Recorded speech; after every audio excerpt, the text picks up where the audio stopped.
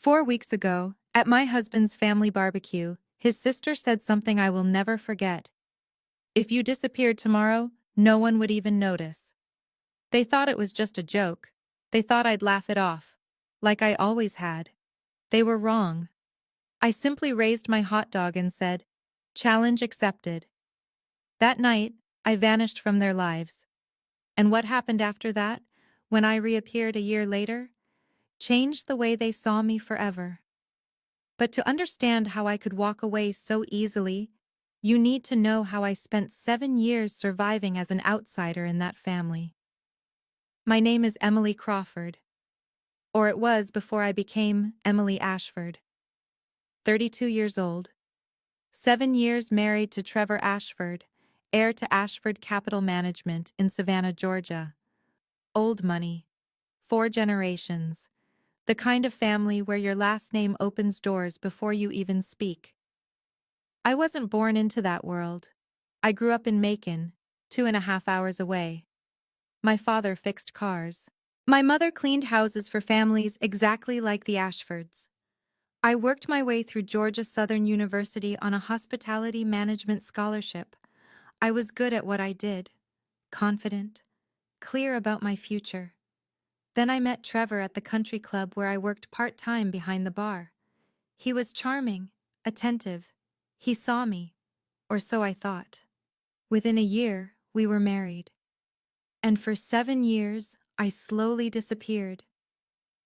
But the real breaking point came 4 weeks ago. The annual Ashford family summer barbecue.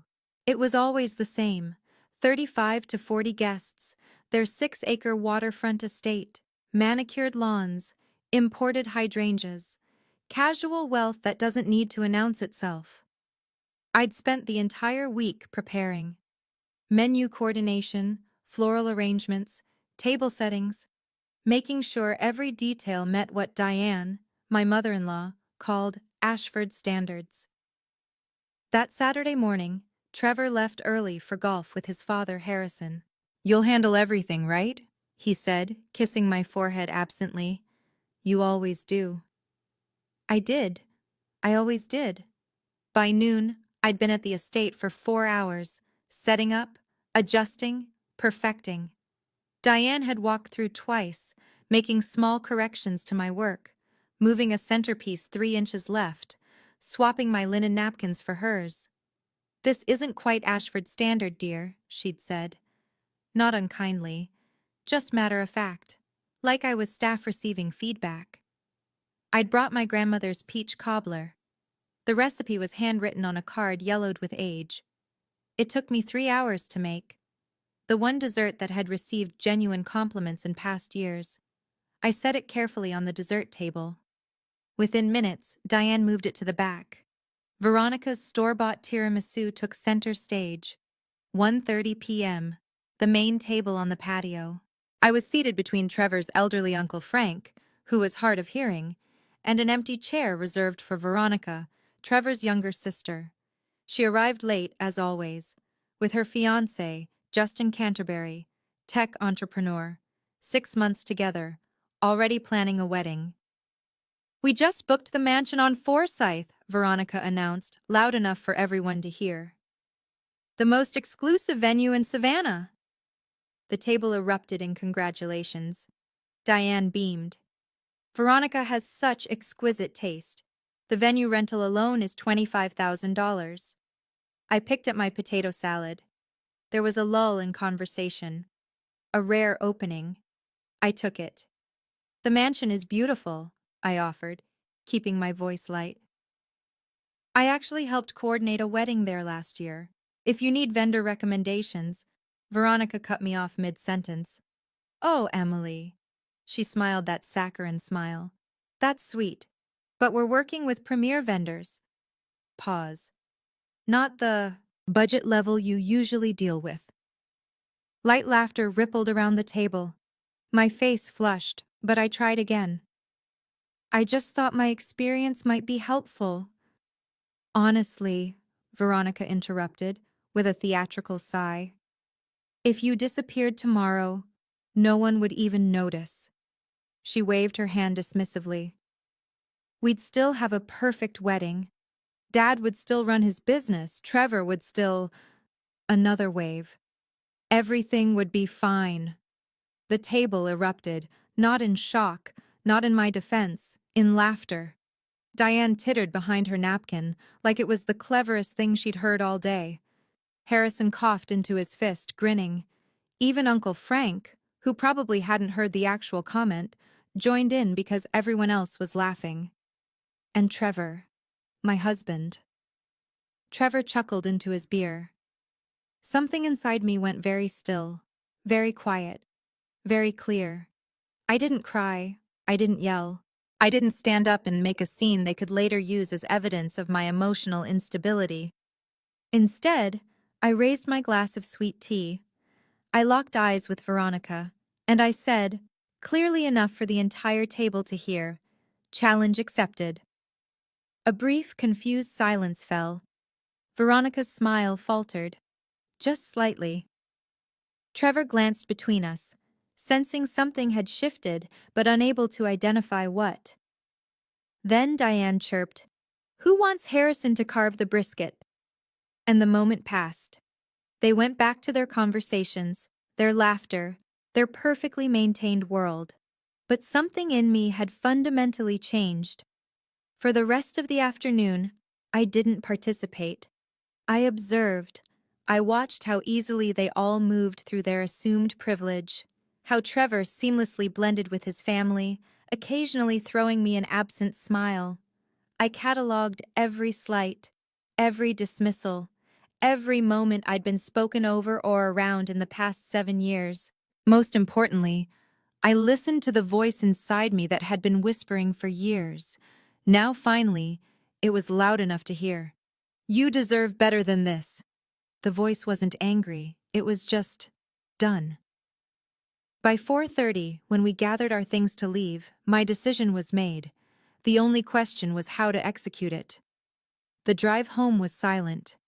Trevor scrolled through his phone, occasionally reading aloud details about next week's golf outing. I stared out the window, already planning, already gone. When we pulled into our driveway at 5 p.m., he finally seemed to notice. "Everything okay?" he asked. "You've been quiet since lunch." I chose my words carefully. "Veronica's joke, about me disappearing. Did you think that was funny?" Trevor sighed. He unbuckled his seatbelt. "Don't start this again, Emily. Veronica was just being Veronica. You know how she gets at family gatherings." "You laughed," I said simply. "It was a joke." He opened his car door. "Not everything needs to be analyzed to death." He got out. The conversation was over. For him. That night, Trevor fell asleep by 10:30. Early golf the next morning. I lay awake beside him until 11. Then I got up, walked to my home office, opened my laptop, and began planning my disappearance.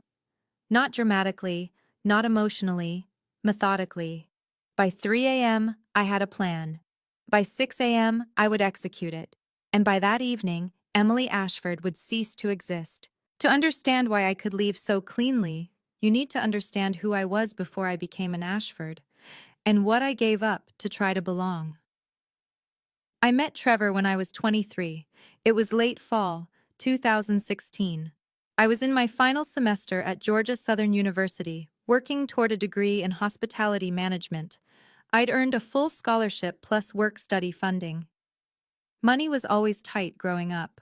My father, James Crawford, ran a small auto repair shop in Macon. My mother, Ruth, cleaned houses for wealthy families. She'd leave before dawn, come home after dark, smelling of other people's expensive cleaning products. I learned early that hard work mattered, that nothing was handed to you, that if you wanted something, you earned it. The country club job was my highest-paying work-study position, $15 an hour plus tips. I worked Friday and Saturday evenings behind the bar at member events. Trevor came in one November night with a group from his father's firm. He ordered a bourbon, neat. Then he noticed the book I had tucked under the register. "Hospitality marketing?" he said, reading the spine. "Business major?" "Hospitality management," I corrected, smiling. "I'm graduating in December." That's impressive. He leaned against the bar. Most people I know graduated without ever cracking a textbook. I laughed. Must be nice. It was, he admitted, but maybe not as useful. We talked for 20 minutes between my other orders. He was charming, self-deprecating about his privileged upbringing, genuinely curious about my studies. When he asked for my number, I hesitated. I could tell from his clothes, his watch, his easy confidence. He came from money. Real money. But he seemed different from the other club members, less entitled, more interested in substance than status. I gave him my number. 3 months later, we were inseparable. He'd drive the 2.5 hours from Savannah to see me on weekends.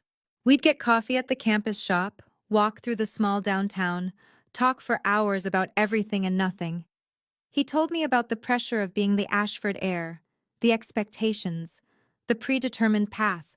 I told him about working 2 jobs to afford textbooks, about my mother's arthritic hands from years of scrubbing floors, about wanting to build something meaningful in hospitality. "You're the most real person I've met," he said once, tucking my hair behind my ear. "Everyone in my world is performing. You just are." I fell in love with who he was away from Savannah, away from his family. I should have paid attention to that distinction.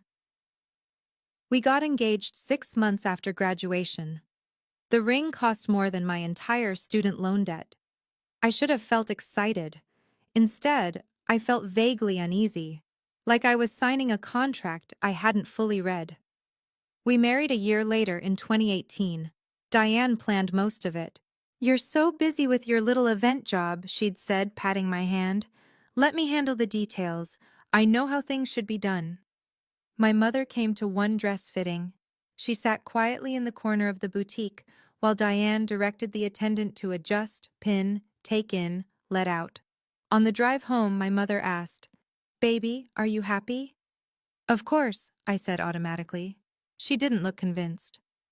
The first major sacrifice came 4 months into our marriage. I received a call from the Ritz-Carlton in Atlanta. They wanted me for an assistant manager position in their events department. $52,000 a year. Benefits. Clear promotion track. It was everything I'd worked toward. I was ecstatic. When I told Trevor that evening, his face fell. "Atlanta?" he repeated. "It's only a 3-hour drive," I said quickly. "We could make it work." "Emily." He took my hands. "I need to be near my family. Dad's grooming me to take over parts of the business. He's 58. This is time sensitive." "What about my career?" "You'll find something in Savannah," he assured me. "We're building a life together. That matters more than any single job." I wanted to argue, but he looked so earnest, so certain this was the right choice. And I'd been raised to believe that marriage meant compromise. So I turned down the Ritz-Carlton. I accepted a position at a small event venue in Savannah called The Pearl. $34,000 a year, $18,000 less than Atlanta. When I mentioned it to Diane at Sunday dinner, she smiled. "Oh, The Pearl, how quaint. At least now you'll understand how real events are done, dear." As if the Ritz-Carlton wasn't real. As if my degree, my scholarship, my years of work weren't real. Trevor squeezed my hand under the table. His silent signal, "Don't engage." So I didn't. I just smiled and changed the subject. That became my pattern. Smile, nod, change the subject. The second sacrifice was financial. By 2019, I'd saved $43,000. It had taken me 6 years of careful budgeting. Some came from work, some from leftover scholarship funds I'd invested conservatively. It was my safety net, my proof that I could stand on my own. That year, Veronica launched a startup, a hospitality app connecting venues with vendors. She needed seed funding to show outside investors that the family believed in her. At a family dinner, Harrison turned to me. "Emily, you understand the industry. What do you think of Veronica's concept?" I gave honest feedback. The idea had potential but needed refinement in the user interface. Diane smiled warmly. "See, Veronica? Even Emily thinks it's good." 2 weeks later, Veronica asked me directly, "Would you want to invest? Family investment shows we have confidence. It'll help us secure the real money." I hesitated. $43,000 was everything I had. Trevor encouraged me. It's family. We support each other. That's what the Ashfords do. I invested $28,000. The startup folded 18 months later. Veronica moved on to a job at her father's firm without missing a beat. When I gently asked about the investment, she looked genuinely confused. "That's what family does, Emily. We support each other's dreams." Pause. "Besides, you didn't really need that money, did you? Trevor makes enough for both of you." I did need it, but my needs had never been the priority. That same year, Trevor made some investment mistakes. His words, $15,000 in credit card debt. He was embarrassed to tell Harrison. "Dad will think I'm irresponsible," he said, pacing our bedroom. "This could affect my position at the firm." So I paid it. With the last $15,000 in my account, my balance went to zero. But I was still lucky to be part of this family, still fortunate to have married into the Ashfords. The third sacrifice was harder to measure. It happened in tiny increments over 7 years. I planned every family event: Thanksgiving dinner, Christmas brunch, birthday celebrations, anniversary parties.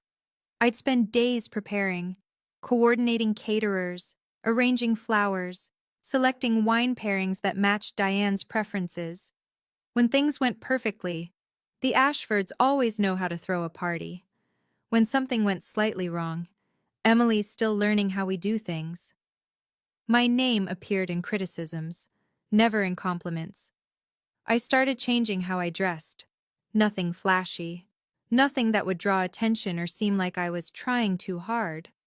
I adopted their vocabulary, their speech patterns, their opinions on restaurants, wine, art, politics. I laughed at inside family jokes that excluded me by definition. I became smaller, quieter, less. My mother called 6 months before the barbecue. "You sound different, baby girl," she said. "Like you're not really you anymore."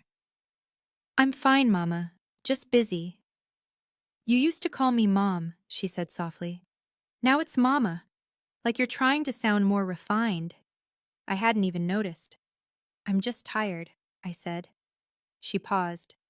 "Tired of what?" I didn't answer, because I didn't know how to say. Tired of disappearing. The pattern was always the same at family gatherings. Veronica would correct my pronunciation. "It's Pinot Grigio, Emily, not Pinot Grigio. Don't worry, you'll learn eventually." The table would chuckle. Trevor would say nothing. Harrison would explain basic business concepts, prefacing them with, "Now you might not know this, but in finance..." I had a degree in business hospitality, but he assumed I needed remedial lessons. Diane would make wardrobe suggestions framed as concern. "That color is lovely on you, dear, but perhaps something a bit more understated for the club? We don't want to look like we're trying too hard." I was always seated with the elderly relatives who couldn't hear well, or the distant cousins visiting from out of town. Never at the main table during business discussions. Never included in the real family dynamics.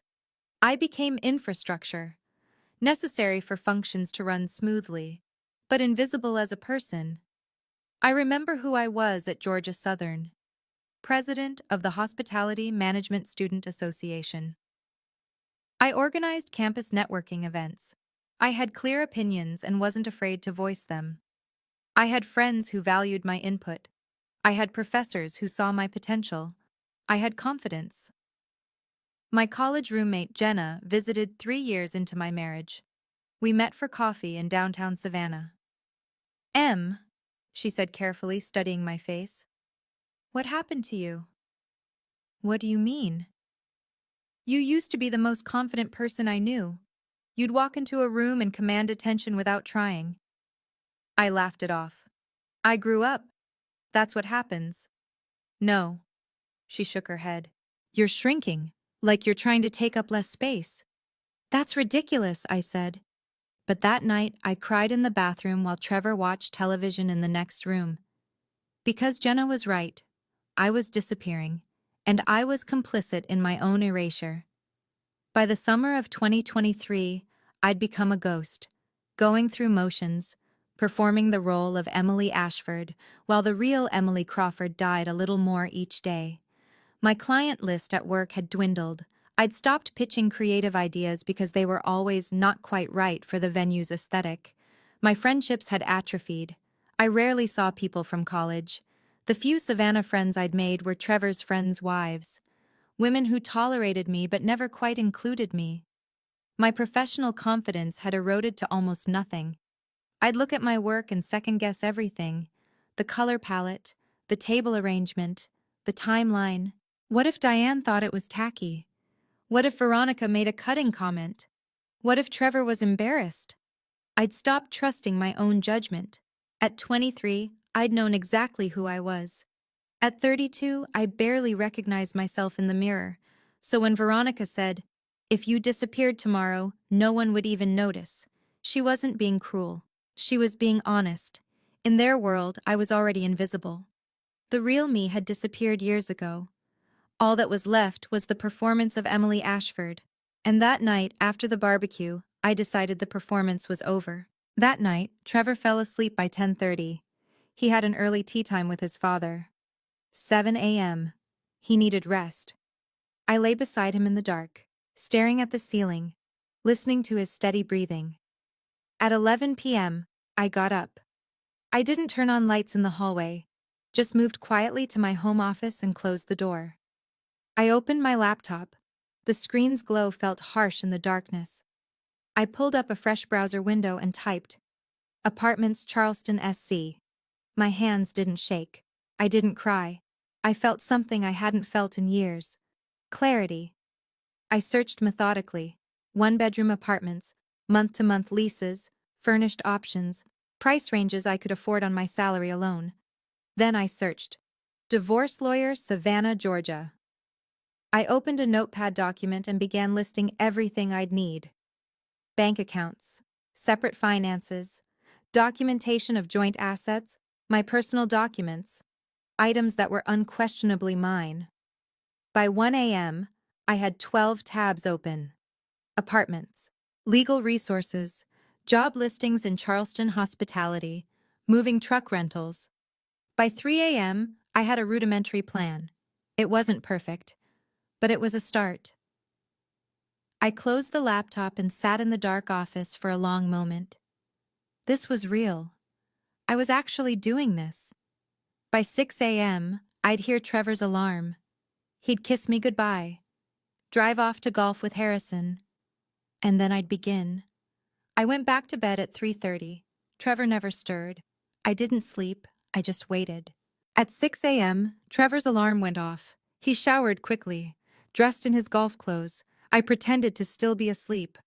"Love you," he murmured, kissing my forehead. "I'll be back around 3. The front door closed at 6:15. His car pulled out of the driveway. I counted to 60. Then I got up and called Jenna. She answered on the third ring, voice thick with sleep. "Em, it's 6 in the morning. Are you okay?" "I need help," I said. "I'm leaving Trevor, today." Silence. Then, "What do you need?" Not, "Are you sure?" Not, "Have you thought this through?" Not, "Maybe you should wait." Just, "What do you need?" "A place to stay tonight," I said, "and someone to help me pack." "I'm in Charleston," she said. 2 hours. I'm leaving now." "Jenna, don't do anything until I get there," she interrupted, then paused. "Actually, no. Do whatever you need to do. I trust you." Those words, "I trust you," I hadn't heard them in so long. "Thank you," I whispered. "I'll bring coffee," she said, "and boxes. See you at 8. Jenna arrived at exactly 8 a.m. with 3 large coffees, packing tape, and a stack of flattened boxes. "Where do we start?" she asked, setting everything on the kitchen counter. "Bedroom," I said. "Only what's mine." We worked methodically. Clothes from my side of the closet, not the dresses Diane had suggested I buy. Not the outfits Trevor preferred, just the pieces that felt like me. My laptop, my phone charger, external hard drive with my professional portfolio, photos of my parents, my grandmother, my college graduation, nothing with the Ashfords, my grandmother's handwritten peach cobbler recipe, carefully tucked into a folder.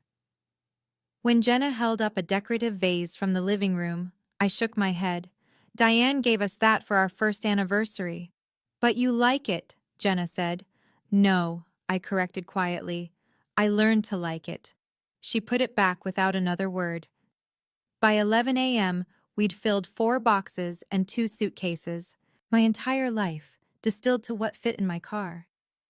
While Jenna organized items in the garage, I sat down at the kitchen table with my laptop. I pulled up our joint bank account. Balance, $47,200. I did the math twice to be certain. Half was $23,600. I logged into my personal account, the one I'd maintained separately throughout our marriage, despite Trevor's suggestions to simplify into joint accounts. I transferred exactly $23,600, not a penny more. Then I pulled up our shared bills spreadsheet. Mortgage payment due next week, $1,500. My half, $750.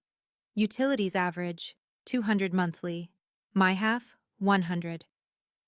I wrote a check for $1,850 and left it on the counter.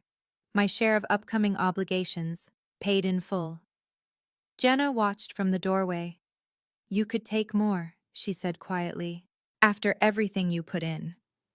No, I said, 50-50. I want them to have 0 legitimate complaints. You're being too fair. I'm being strategic. I documented every transaction, screenshots, spreadsheets, a clear paper trail showing I'd taken only what I was legally entitled to. At 1 p.m., I sat down to write the letter. I kept it simple, clinical. Trevor, I need time away to reevaluate our marriage. I've taken only what is mine and contributed my share to outstanding bills. Please respect my need for space and do not contact me. My lawyer will be in touch. Emily. I printed it and set it on the kitchen counter. Next to it, I placed a second sheet of paper. If you disappeared tomorrow, no one would even notice. Veronica Ashford. July 23, 2023. Ashford Estate Summer Barbecue. Witnesses, approximately 35 to 40 guests. Just the facts. Date, location, context. Then I took off my wedding ring. The diamond caught the afternoon light. I set it on top of the letter. It felt lighter than I expected. At 2:30 p.m., Jenna and I stood in the driveway. My car was packed. Everything I truly needed fit in the trunk and back seat. You ready? Jenna asked. I looked back at the house. White suburban colonial, perfectly manicured lawn. Trevor's car would pull in at 3 p.m. He'd walk inside and find it all. The empty closet, the letter, the ring. Yeah, I said. I'm ready. Jenna got in her car to lead the way. I followed in mine. We drove through familiar Savannah streets, past the country club where I'd met Trevor, past the Pearl, where I still worked, past the turnoff to the Ashford estate. Each mile marker felt like weight lifting from my chest. When we crossed the state line into South Carolina, I took my first full breath in what felt like years. The Welcome to South Carolina sign passed on my right. I was no longer in Georgia, no longer in Ashford territory.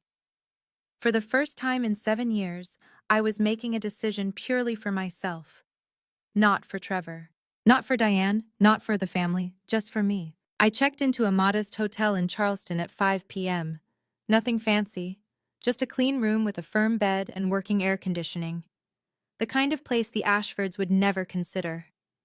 It felt perfect. I texted my mother. I'm safe. I left Trevor. Please don't share my location with anyone. I need time. I love you. Her response came within 30 seconds. Baby girl, I've been waiting for this call. I'm here when you're ready. I texted Jenna. Thank you for everything. I'll call you tomorrow. Then I turned off my phone. I knew what was happening back in Savannah. Trevor would arrive home at 3 p.m. He'd call my name, walk through the quiet house. He'd find the empty closet first, then the letter, then the ring. By now, he'd be calling, texting, panicking. But I didn't need to see it, didn't need to hear it. I took a long shower, put on clean clothes, ordered room service, and I slept for 9 hours straight. No dreams about trying to become someone I wasn't. No anxiety about tomorrow's family obligation, just sleep, deep, dreamless, free. The next morning, I briefly turned on my phone. 47 messages from Trevor. I scrolled through without opening them, just reading the preview text. 6:47 p.m. Where are you? 7:15 p.m. Call me, this is ridiculous. 8:30 p.m. Emily, come home so we can talk. 9:45 p.m. My mom is worried, at least let her know you're safe. 11:20 p.m. You're being incredibly selfish right now. 1:30 a.m. Fine. Take your space. I have Tokyo in 3 days anyway. We'll talk when I get back. I read through them all. Not once did he mention Veronica's comment. Not once did he acknowledge his failure to defend me. Not once did he ask what he might have done wrong. It was all about my overreaction, my timing, my selfishness. I sent one text to my mother. I'm safe. I'll call you in a few days. Please tell no one where I am. Then I turned the phone off again. I opened my laptop and pulled up the Charleston hospitality job listings I'd bookmarked 2 nights ago. The challenge had been accepted. Now came the hard part. Building a life where my presence actually mattered. Charleston welcomed me with 3 days of steady rain. Jenna had found me a month-to-month furnished studio in her neighborhood. 500 square feet, creaky wood floors, a bay window overlooking a small courtyard. After the sprawling suburban house I'd shared with Trevor, it should have felt claustrophobic. Instead, it felt like a cocoon. It's nothing fancy, Jenna apologized as she helped me carry boxes up the narrow stairs. But the landlord doesn't ask questions and the location is great. I set down a box and ran my hand along the kitchen counter. Worn, but solid. It's perfect, I said. It's mine. That first week was pure survival mode. I opened a new account at a local credit union.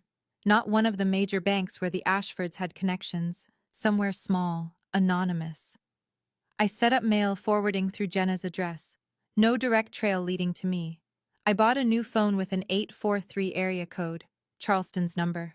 A clean break from my old Savannah line. I updated my LinkedIn profile carefully, removed any projects obviously connected to Trevor's network, highlighted my independent work at the Pearl. Experienced hospitality professionals seeking operations management opportunities in the Charleston area. Professional, vague, no mention of Savannah. Within 10 days, I'd applied to 15 positions. 3 responded with interview requests. One of them was the Grand Palmetto. The Grand Palmetto was a boutique hotel and event venue in downtown Charleston. Historic building, 32 rooms, an event space that could host up to 150 guests. The owner, Catherine Hughes, was 55 with silver-streaked hair and the most direct manner I'd encountered in years. Our interview was scheduled for 2 p.m. on a Thursday. I arrived 15 minutes early. Portfolio prepared, references ready. Catherine met me in her office overlooking the harbor. I don't care about your resume, she said immediately, waving away the folder I'd pulled from my bag. Resumes, tell me what you think I want to hear. I hesitated. Show me work you did because you couldn't not do it, she continued. Personal projects. Things you created for yourself. I pulled up a folder on my tablet I hadn't opened in 5 years. Concept designs for events. Experimental color palettes. Layout ideas that were impractical but beautiful. Things I'd created late at night when inspiration struck, before I'd learned to second-guess everything. Catherine studied them in silence. She zoomed in on details, scrolled slowly. Finally, she looked up with those sharp blue eyes. You've been hiding, she said. It wasn't a question. These are good, really good, but they're old. Why did you stop? The honest answer came out before I could filter it. Because where I was, being visible meant being criticized. She nodded once. When can you start? The offer was operations manager, $58,000 a year. Performance bonuses tied to event revenue. Potential equity options after 2 years of proven results. It was 24,000 more than I'd made at the Pearl. I started the following Monday. In my second month, I found Dr. Susan Winters. She specialized in family dynamics and marital trauma. Her office was in a converted house near the university, warm lighting, comfortable chairs, none of the clinical coldness I'd expected. "Tell me why you're here," she said in our first session. I told her about the barbecue, about Veronica's comment, about leaving. "That comment wasn't the cause of your departure," Dr. Winters observed in our third session. "It was the catalyst." I agreed.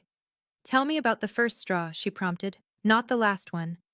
That question unlocked 7 years of memories. The first time Trevor said, "You wouldn't understand about a business discussion." The first time Diane adjusted my clothing without asking permission. The first time Veronica laughed at something I said, and everyone joined in. "What did you do when these things happened?" Dr. Winters asked. "Nothing," I admitted. "I thought that was how they showed love." "And now? Now I know that wasn't love." I paused. "That was tolerance. And tolerance isn't enough."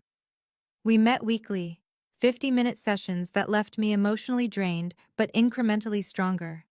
Unpacking 7 years of subtle erosion took time, but I was finally doing the work. By month 4, I was working 60-hour weeks at the Grand Palmetto. Each successful event rebuilt my confidence brick by brick. Guests thanked me directly, not through layers of family filter, just straight acknowledgement. My ideas were implemented without lengthy justification. Catherine would ask my opinion and then actually use it.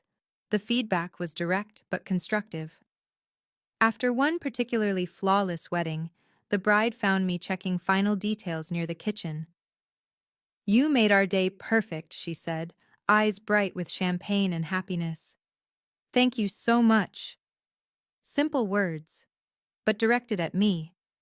Not credited to some family legacy or institutional reputation.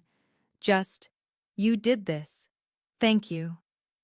I realized it was the first time in 7 years someone had directly thanked me for my work. Not through Trevor. Not deflected to the Ashfords. Not minimized as helping out. Just recognized. Month 4 brought a promotion. Catherine called me into her office on a Tuesday afternoon. "Emily, you've transformed our operations in 4 months," she said without preamble. "Client satisfaction is up. Repeat bookings increased. You've trained staff to think proactively instead of reactively." She slid a folder across her desk. "Senior Operations Manager, $67,000, effective immediately, plus restructured bonus tied to quarterly performance." That was $9,000 more than my current salary. "Thank you, Don't thank me," Catherine interrupted. "You earned this. The question is, do you know your value?" I paused. For 7 years, I'd been told my value was conditional, tied to how well I adapted, how quiet I stayed, how little space I took up. "Yes," I said, "I'm starting to." "Good," Catherine said, "because I'm going to need you to know it with absolute certainty for what comes next." Month 7 changed everything. Catherine asked me to stay after work one evening. "I'm thinking about expanding," she said, pulling up property listings on her computer. "There's a historic venue that just went into foreclosure. Beautiful bones, harbor views, needs extensive renovation." She turned the screen toward me. The Marianne Estate. Even in the distressed listing photos, I could see its potential. "I want a partner," Catherine continued, "not just an employee, someone with vision and operational expertise." "I don't have capital for investment," I said immediately. "I don't need your money," she replied. "I need your vision and work ethic. Sweat equity. You contribute expertise and management. I'll handle the investor funding." Why me? Because you care about every detail like it's your own. She smiled. And it will be your own. 30% equity stake in exchange for managing the acquisition and renovation. I stared at her. That's a significant offer. It's a significant opportunity for both of us. I thought about it for exactly 3 seconds. Yes, I said. By month 10, we'd closed on the Marianne estate. Purchase price plus renovation budget, $380,000. Funded through Catherine's investor network. I managed the entire project. For 3 months, I practically lived at that property, meeting with contractors, selecting finishes, redesigning the layout for optimal event flow. Walking through the gutted space for the first time, Catherine asked, "Can you see it?" I looked at water-stained walls, broken chandeliers, peeling wallpaper. "Garden ceremony space here," I said, pointing to the back terrace. "Remove this interior wall to create flow between cocktail area and reception hall. Harbor view windows as the focal point." "You don't just see the space," Catherine observed. "You see what it should be." "That's what I've always done," I said quietly. "I just never got to do it for myself before." The renovation took exactly 3 months. We opened in early August. The first wedding booked within a week. Then another. Then 5 more. Within a month, we were booked solid for the next 18 months. By month 13, August 2024, I was unrecognizable from the woman who'd fled Savannah. I owned 30% equity in the Marianne estate. My combined income between that and my senior operations role at the Grand Palmetto was approximately $95,000 annually, nearly triple what I'd made in Savannah. I'd cut my hair to a shoulder-length bob with subtle caramel highlights.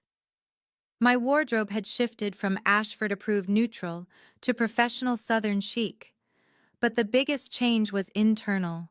I stood differently, held eye contact, voiced opinions without the old anxiety of immediate contradiction. In month 11, I'd met Nathan at a friend's dinner party, Dr. Nathan Price, emergency room physician at the medical university, kind, direct, genuinely interested in what I had to say. On our first date, he asked about my work. "I co-own an event venue," I said, "and manage operations for another property."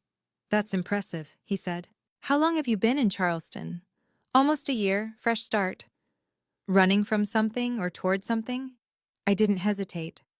"Both, and I'm exactly where I need to be." He smiled.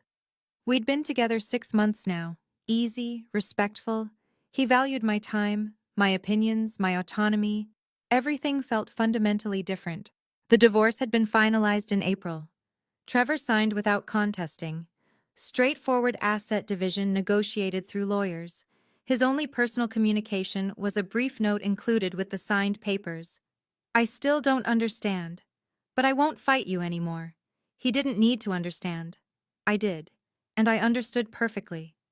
By August 2024, Emily Crawford had rebuilt herself completely, not into someone new, into who she'd always been before she started shrinking to fit someone else's life.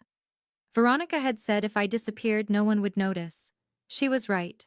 The person who disappeared was Emily Ashford, the performance I'd maintained for 7 years. The person standing here was Emily Crawford, confident, successful, visible.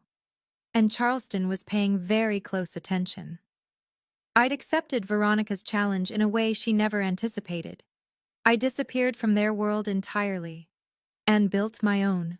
Now, standing in my office at the Marianne estate, reviewing bookings that stretched into 2026, I felt something I hadn't felt in years. Pride.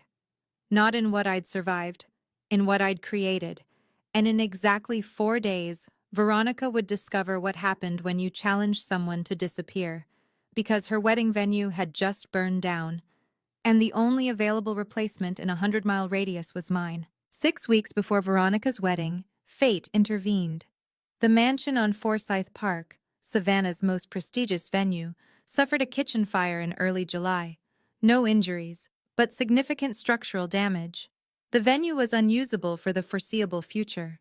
Veronica's $60,000 wedding, scheduled for August 17th, was suddenly homeless. I heard about it through industry contacts. The hospitality world is small, news travels fast. Her wedding planner, Sylvia Morrison, went into immediate crisis mode. Every premium venue in Savannah was already booked for peak August weekends. Sylvia expanded her search radius. 50 miles, 75, 100. Nothing available. Finally, someone in her network mentioned a new property in Charleston. The Marianne Estate. Stunning renovation, harbor views, glowing early reviews. And according to the online calendar, one miraculous Saturday in August showed available. August 17th. The inquiry came through our website contact form on a Wednesday afternoon. I was reviewing quarterly financials when our receptionist, Maria, forwarded the email. High-budget wedding inquiry, she noted. 60,000 total budget, August 17th. Wedding planner sounds desperate. I opened the email. Client names, Veronica Ashford and Justin Canterbury. I stared at the screen for a full minute. Catherine walked past my office, then backed up when she saw my face. Everything okay? I know this client, I said carefully. Personally. She came in and closed the door. Bad history? You could say that. Do you want to decline? I could. Easily. Professionally. No one would question it. But something in me wanted this. Not revenge. Closure. No, I said slowly. I want to accept. Catherine studied my face. You're sure? She's coming to my venue, I said. On my terms. Yes, I'm sure. I typed out the response carefully. Professional, standard pricing, clear boundaries. Dear Ms. Morrison, we can accommodate August 17th. Venue rental is $18,000 for a Saturday in peak season. Full service packages available upon request. Please review the attached contract and service menu. All coordination will be handled through your office. The owner maintains limited availability for direct client contact. Best regards, the Marianne Estate Management. The contract required signature from E. Crawford, owner/operator. My maiden name, not Ashford. 2 days later, the signed contract arrived. Veronica had agreed to everything. Price, terms, communication protocols. She had no other choice, and she had no idea who owned the venue.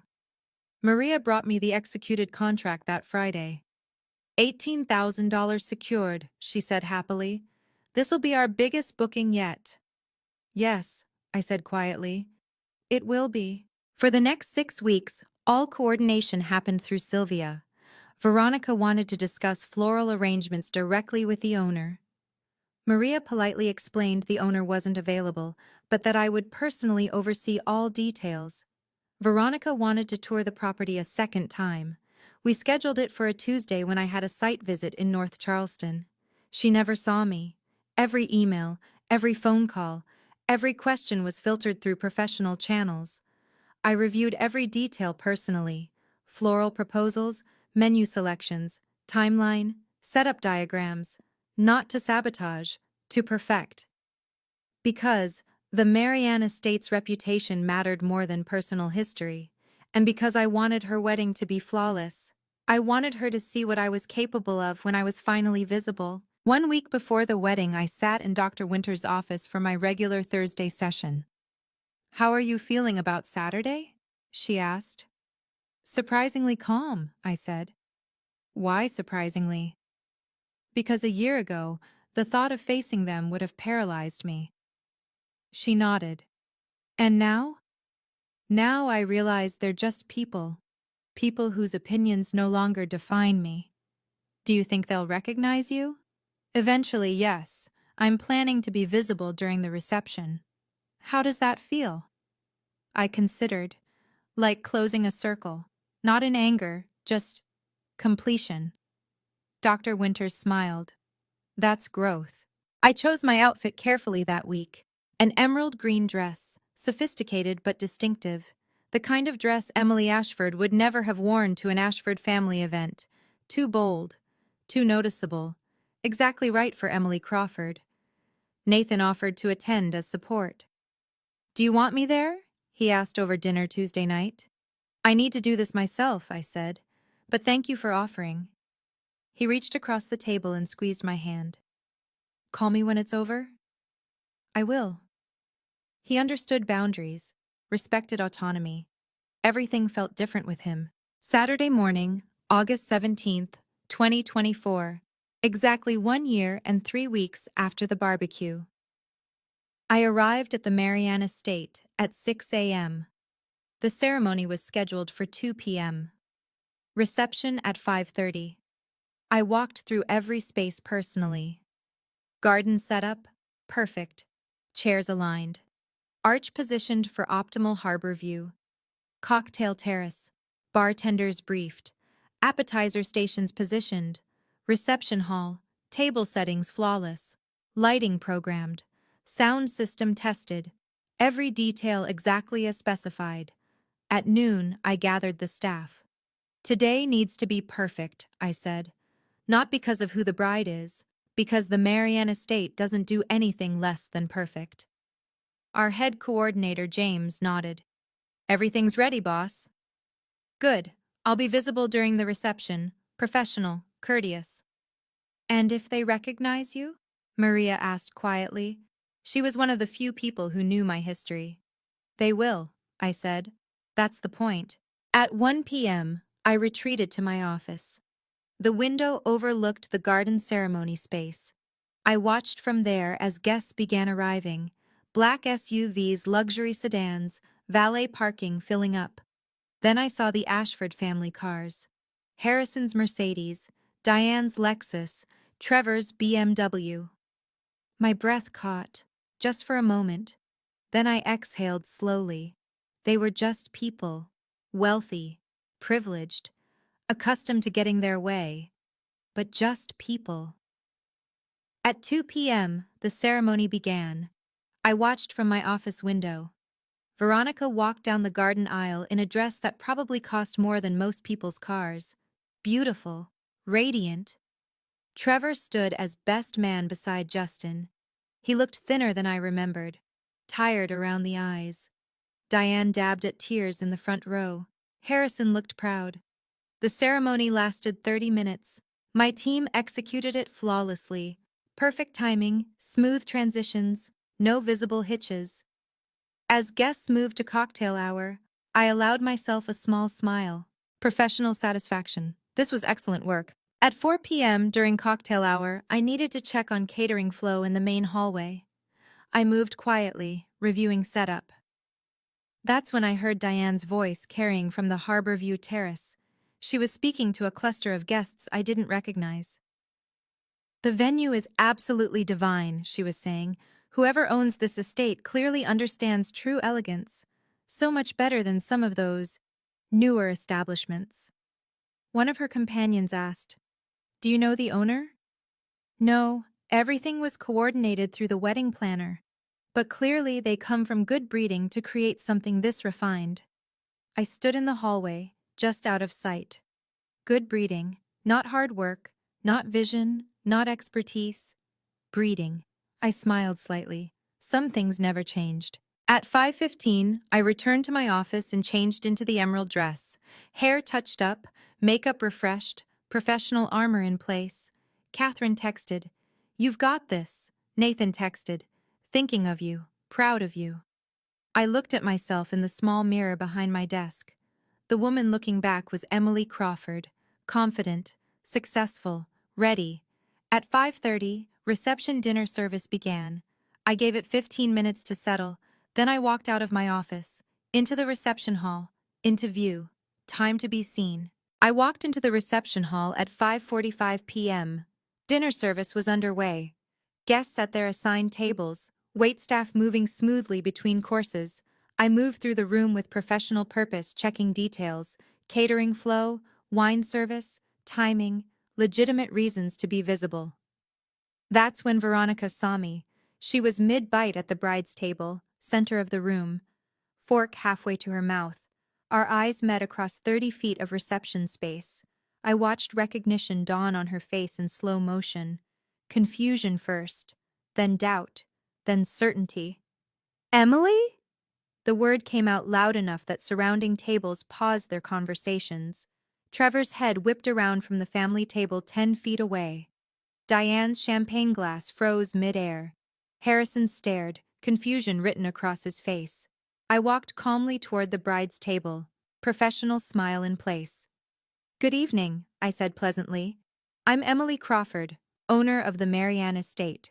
I wanted to personally ensure everything meets your expectations tonight." Silence.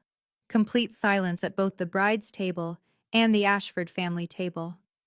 Veronica's mouth opened, closed, opened again. You own this place?" "Co-owner, yes," I confirmed. "We acquired and renovated the property last fall. You're actually our 47th wedding this year." I paused, letting that sink in. "We're very proud of what we've built." The number felt right, specific, real. Veronica was still processing, unable to form coherent words. Justin, her groom, looked between us with growing concern. Trevor stood up abruptly, nearly knocking over his chair. "Emily?" His voice came out rough. This is unexpected." I turned to him, cordial but distant. "Hello, Trevor. Congratulations to your family. The ceremony was lovely." "We've been trying to reach you," he said. "The lawyer said everything was handled appropriately through legal channels." I interrupted smoothly. "Our divorce was finalized in April." Diane's sharp intake of breath was audible across the room. "Finalized?" she repeated, voice tight. I nodded. "Yes. Clean division of assets. Everything settled." I didn't elaborate, didn't justify, just stated facts. Harrison pushed back his chair, attempting to reassert some paternal authority. "This is highly irregular," he blustered. "If we'd known the owner was—" I cut him off, professionally, politely. "You'd have what, Mr. Ashford? Chosen a different venue?" He hesitated. "Sylvia contacted 12 properties before finding us. We were Veronica's only available option for August 17th. I paused. "This is a standard business transaction. Your daughter is receiving excellent service at fair market rate. That's what matters." The power dynamic had completely shifted. Harrison had built an empire on negotiations and leverage. Here, he had neither. Diane appeared at my elbow, her practiced social smile firmly in place. "Emily, darling," she said with forced brightness, "what a surprise to see you. We had no idea you were involved with this venue." "No reason you would," I replied evenly. "I've been in Charleston for 13 months, building my business." "How enterprising," Diane managed. The word hung in the air. Enterprising. The kind of compliment that wasn't quite a compliment. I smiled slightly. "Yes, it has been." Veronica finally found her voice. "Well," she said defensively, "it's a beautiful venue. I suppose we should—" "Thank you." "No need," I said. "You're paying full price, $18,000 for venue rental, standard rate for peak August Saturday." I let that number land. Then I looked directly at Veronica. "You once said something at a family barbecue. Do you remember?" Her face went pale. "You said if I disappeared tomorrow, no one would even notice." The surrounding tables had gone completely quiet. "You were right about one thing. I did disappear. From a life where I was invisible." I gestured to the venue around us. The flowers, the lighting, the flawless execution. "What you're experiencing tonight, every detail you see. This is what I'm capable of when I'm actually seen." Beat of silence. "Now, if you'll excuse me, I have a wedding to run. Enjoy your evening." I turned and walked away, calm, dignified, unbothered. I heard Trevor call after me, but I didn't stop, didn't turn around, just kept walking, professional, composed, exactly as I'd planned. From my position near the bar, I watched the Ashford family table descend into whispered chaos. Diane leaned in close to Harrison. Urgent conversation. Trevor kept staring across the room at me. Veronica was struggling to maintain her bride composure while Justin tried to understand what just happened. Other guests had noticed the tension, curious glances, murmured speculation. But dinner service continued. My staff maintained perfect professionalism. Whatever personal drama unfolded, the event would be flawless. At 6:30, Trevor found me near the kitchen entrance. Emily, please, can we talk? Privately? This is a professional event, Trevor. We have nothing personal to discuss. Our lawyers settled everything. But I didn't know. He gestured helplessly. About all this. You never told me you wanted to own. I told you many things over 7 years, I said quietly. You weren't listening. I walked away before he could respond. Second time tonight. It was getting easier. At 7 p.m., Harrison rose to give his father of the bride toast. I was standing near the back of the room with Catherine, who'd arrived to observe the event execution. Family is everything, Harrison proclaimed, raising his champagne glass. We Ashfords stick together. We support each other. We lift each other up through all of life's challenges. The irony was not lost on me. Catherine leaned close. You okay? More than okay, I whispered. I'm free. She squeezed my hand. The guests applauded Harrison's toast, clinked glasses, resumed conversations. The wedding continued as if nothing had happened. But everything had changed. At 8 p.m., Veronica and Justin had their first dance. At Last, by Etta James. Classic, romantic, predictable. I stepped out onto the terrace for air. The harbor stretched dark beyond our property, city lights reflecting on water. I heard footsteps behind me. Diane. May I speak with you? She asked. I nodded. She joined me at the railing. For a moment, neither of us spoke. This venue is extraordinary, she finally said. You've clearly found your place. It wasn't an apology, but it was acknowledgement. Veronica's comment last summer, Diane continued carefully. At the barbecue, that was unkind. It was honest, I replied. In your family's context, I was invisible. I just needed to find a context where I wasn't. Diane nodded slowly. She didn't apologize, didn't make excuses, just stood there for a moment, then walked back inside. The closest thing to accountability I would receive, and I found I didn't need more. At 8:30, Nathan arrived. His medical conference had ended that afternoon. We'd timed his arrival for after the critical confrontations. He found me on the terrace. How are you holding up? He asked, wrapping his arm around my shoulders. I'm good, I said, leaning into him. Really good. They treated you badly. Yes, but that's not who I am anymore. He kissed my temple. No, you're the woman who built this. Inside, guests were moving to the dance floor. DJ transitioning to upbeat music.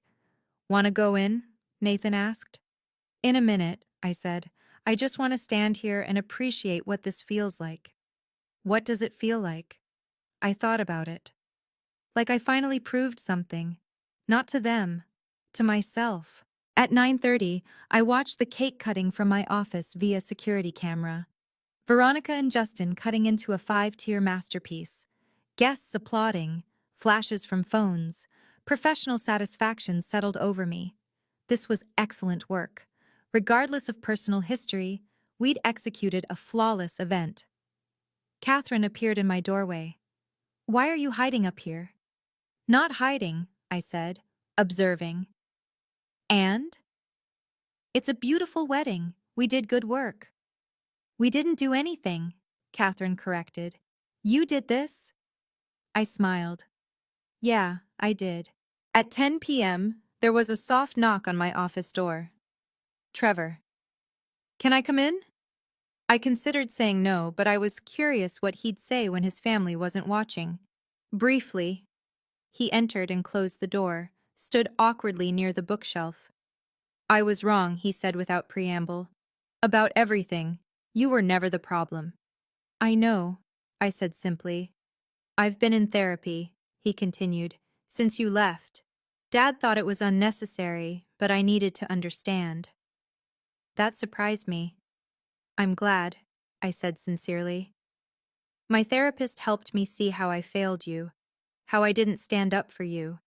Not against Veronica, not against Mom, not even against my own expectations that you'd just adapt to whatever we needed. He ran a hand through his hair. I keep thinking about that barbecue, about Veronica's joke and how everyone laughed, how I laughed. His voice cracked slightly. I didn't understand what you meant when you said challenge accepted, and I thought you were being dramatic. And now? Now I realize you were declaring independence from all of us. We sat in silence for a moment. Is there any chance? He stopped, started again. Not now, but eventually. Is there any chance for us? I looked at him, at the man I'd loved for 8 years. I felt affection, compassion, even a whisper of the old attraction, but the connection was severed, not by anger, by growth. No, Trevor. We both needed to become different people. I'm glad you're discovering who you are outside your family's expectations. But we're done. He nodded, tears forming in his eyes. I'm sorry I didn't see you. I'm sorry I waited so long to see myself. We shook hands. Civil. Final. He left the office. The door closed behind him. The last chapter officially over. At 11 p.m., the reception concluded. Guests filed out to valet.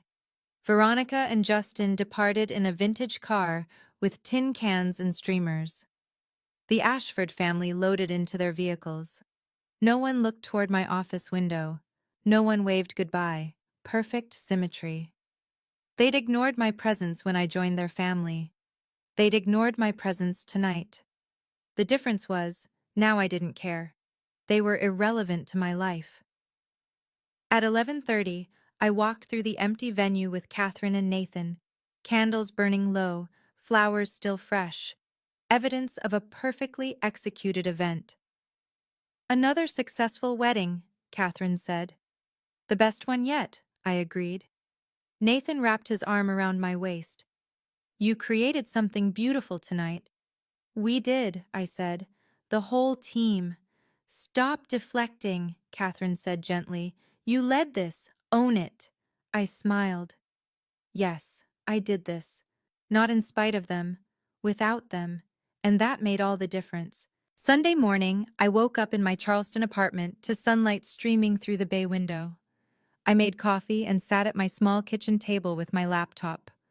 There was an email from Sylvia, the wedding planner. Subject: Thank you from the bride. I opened it. Emily, Veronica asked me to pass along. Thank you for making the day beautiful, despite everything. I stared at the message for a long moment. Despite everything. As if my competence existed in opposition to our history. As if professionalism was surprising given the circumstances. I closed the email without responding. I didn't need her thanks, didn't need her acknowledgement. The wedding had been flawless because that's the standard I held myself to, not for her, for me. Instead, I opened the Marianne Estates Instagram account.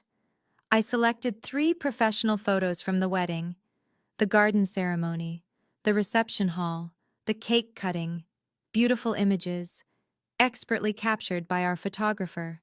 I wrote a simple caption, Congratulations to Veronica and Justin, wishing you a lifetime of seeing each other clearly, professional, classy, unbothered. I hit post. Within an hour, we had 50 new followers, 3 venue inquiries, 2 messages complimenting our work. Catherine texted, Perfect caption. You're a class act. Nathan texted, That's my girl, proud of you. I sat back with my coffee and allowed myself a small smile. This was success, not revenge, not vindication, just the quiet satisfaction of work well done. Monday morning, I was back at my desk by 8 a.m. Emails to answer. Vendor invoices to approve. A site visit scheduled for Wednesday. Normal operations. My phone rang at 9:15. Unknown Charleston number. I answered. The Marianne Estate, this is Emily. Hi, my name is Rebecca Chen. I was a guest at the Ashford wedding on Saturday. I'm getting married next June, and after seeing your venue, I have to ask, do you have any availability? I pulled up our calendar. June has a few Saturdays open. When were you thinking? June 14th? I clicked through. That's available. Would you like to schedule a tour? Absolutely, as soon as possible. We booked her for Thursday afternoon. After I hung up, I sat back in my chair. This was the third inquiry directly from Saturday's wedding. Word of mouth, referrals, organic growth. The business was thriving. Not because of the Ashford name, in spite of it. No, not even in spite of it. Completely independent of it. That afternoon, Catherine stopped by my office. I've been thinking, she said, settling into the chair across from my desk. We should expand the partnership structure. What do you mean? You've proven yourself 10 times over. I want to increase your equity stake to 40%. You've earned it. I blinked. Catherine, that's non-negotiable, she interrupted. You transformed this property. You built the reputation. You deserve ownership that reflects that contribution. I don't know what to say. Say yes. I laughed. Yes. Thank you. Good.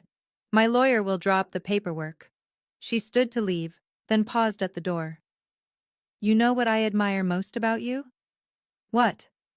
You never made yourself smaller to make others comfortable.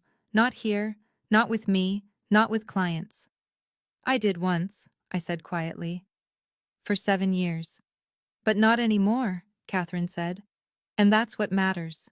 Wednesday evening, I had dinner with my mother at a small restaurant near the College of Charleston. She'd driven up from Macon, first time visiting my new life. We ordered shrimp and grits, sweet tea, pecan pie for dessert. You look different, baby girl, she said, studying my face across the table. Different how? Like you can breathe again. I smiled. I can. I'm proud of you, she said, reaching across to squeeze my hand. For leaving, for building this, for knowing your worth. You taught me that, I said. You worked 2 jobs to give me opportunities. You never let anyone make you feel small. I also stayed quiet when I should have spoken up, she said. When Trevor's family treated you poorly, I saw it. I should have said something sooner. I wouldn't have listened, I admitted. I needed to see it myself. Well, you saw it. And you did something about it. She smiled. That takes courage. We talked for 2 hours. About Charleston, about the business. About Nathan. About everything I'd built in 13 months. When we said goodbye in the parking lot, she hugged me tight. You're exactly where you're supposed to be, she whispered. I believed her. Friday afternoon, I received a LinkedIn message. From Trevor.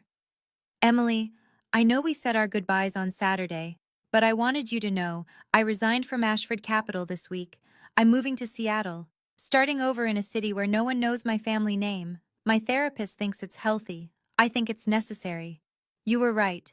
We both needed to become different people. I hope you're happy. You deserve to be. T. I read it twice. Then I typed a brief response. Trevor, I'm glad you're finding your own path. I wish you well. Emily Short, kind, final. I meant it. I did wish him well. His journey wasn't my concern anymore, but I could hope he found what he needed. That evening, Nathan and I took a walk along the Battery. The sun was setting over the harbor, families strolling, tourists taking photos. You've been quiet today, he observed. Just thinking, I said. About? About how different everything is. A year ago, I was terrified, uncertain, starting from zero. And now? Now I own 40% of a thriving business. I have work I'm proud of, people who value me. I squeezed his hand. A relationship where I don't have to shrink to fit. You never had to shrink, Nathan said. They just convinced you that you did. That's the thing about gaslighting, I said. You don't realize it's happening until you're already small. We walked in comfortable silence for a while. Do you regret it? Nathan asked. Any of it? I thought about that. I regret the time lost, but I don't regret learning the lesson. Which is? That the opposite of disappearing isn't being noticed. It's becoming so fully present in your own life that external validation becomes unnecessary. He smiled. That's very wise. I had a good therapist. We laughed. The following Tuesday, I was reviewing our booking calendar when I noticed something. We were fully booked through December 2025, 18 months of confirmed events. The Marianne Estate had become one of Charleston's premier venues in less than 6 months of operation, not through Ashford connections, not through old money networks, through excellent work, word of mouth, authentic reputation. I'd built something real, something mine, something that would exist long after the people who'd dismissed me had forgotten my name. Looking back now, I understand what Veronica's comment really was. Not cruelty, a gift. She challenged me to disappear. I did, but not in the way she meant. I disappeared from a life where I was diminished, where my worth was conditional, where love came with terms and requirements. And I reappeared in a life where I was valued, where my contributions mattered, where I could finally breathe. The best response to being invisible isn't demanding to be seen, it's finding the light where you already are. Sometimes the people who make you feel small are actually showing you that you're in the wrong room. The answer isn't to fight harder for a seat at their table, it's to build your own table and make it beautiful. I learned that you can't negotiate with people who've decided you're disposable. You can only remove yourself from systems that require your erasure. And when you do, when you finally walk away from people who can't see your value, you discover something profound. You don't need them to acknowledge what you've built. You just need to keep building. 3 months after Veronica's wedding, I received a handwritten note, forwarded through our business address. The return address was Seattle. From Trevor. Emily, I drove past a coffee shop yesterday and thought of you. Not of us, just of you. The woman I met behind the bar at that country club. The one who was confident and clear about her future. I finally understand what you tried to tell me for 7 years. I wasn't listening. I'm learning to listen now. Thank you for having the courage to leave. It forced me to look at things I'd been avoiding.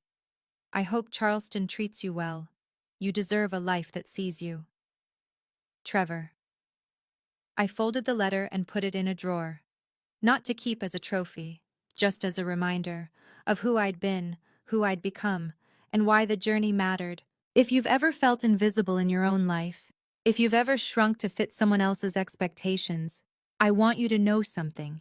You're not overreacting. You're not too sensitive. You're not asking for too much. You're finally seeing clearly. And that clarity is the first step toward freedom. The people who truly value you won't require you to disappear to make them comfortable. They'll celebrate the space you take up. If you've made it this far in my story, thank you for listening. If any part of this resonated with you, I'd love to hear your thoughts. And remember, the life you're meant to live is waiting on the other side of the courage to walk away from the one that's making you small. You deserve a table where your presence is celebrated, not just tolerated. Build it. Take care.